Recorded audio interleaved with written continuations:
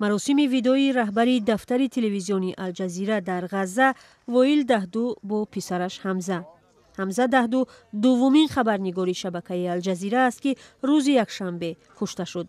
مرگ پسر غم وائیل دهدو و خانواده او را دهچند کرد. وی ماه اکتبر در پخش مستقیم از مرگ همسر، پسر 15 ساله و دختر و نبیره اش خبر یافت. پسرش یحیی زخمی شد. خود خبرنگار هنگام کار ماه پیش جراحت برداشت. چطور کس می تواند که خبر مرگ پسر بزرگش را تحمل کند، آن هم بعد از دست دادن چند عضو عائله؟ همسرم و پسرانم محمود و شام و آدم کشته شدند. چطور من این را تحمل کنم؟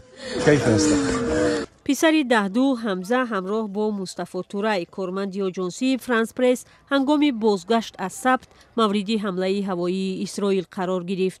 نظامیان اسرائیل به رویترز گفتند آنها یک تروریست را شناسایی و هدف قرار دادند و از گزارش ها خبر یافتند که 2 گمانبر دیگر هم مجروح شده است. این 2 نفر از آخرین خبرنگاران کشته شده در جنگ اسرائیل در غزه هستند. شماری روزنامه‌نگاران جان باخته در این جنگ در تاریخ بی سابقه بوده است. بنا به آمار کمیته دفاع از خبرنگاران، در مجموع در این جنگ 79 روزنامه‌نگار از جمله 72 ژورنالیست فلسطینی، 4 اسرائیلی و 3 لبنانی کشته شدند. آمار بلند کشتار خبرنگاران سازمان ملل متحد را شدیداً به تشویش آورده است. نماینده رسمی این سازمان اخیراً دیگر باره طلب کرد که ژورنالیستان را هدف قرار ندهند و به تعقیب آنها خاتمه داده شود. ژورنالیستان جان خود را در خطر می‌گذارند تا حقیقت را به جهانیان برسانند و حالا در شرایطی که آنها قرار دارند اجرای این کار تا رفت دشوارتر می شود.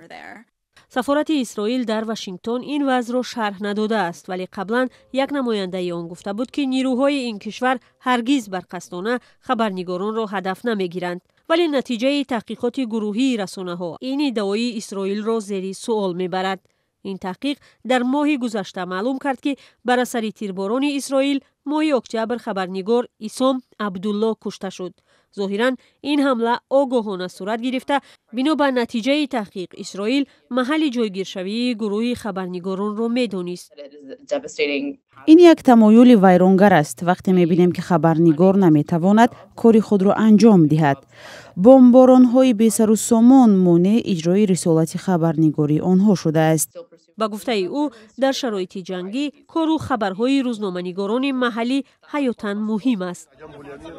در حالی که در غزه وائیل دهدو باز یک فرزندش را به خاک می‌سپارد، دادگاه بین المللی جنایی به سازمان خبرنگاران بدون مرز گفت هنگام تحقیق جنایت‌های جنگی جنایت علیه ژورنالیستان را هم تفتیش خواهد کرد.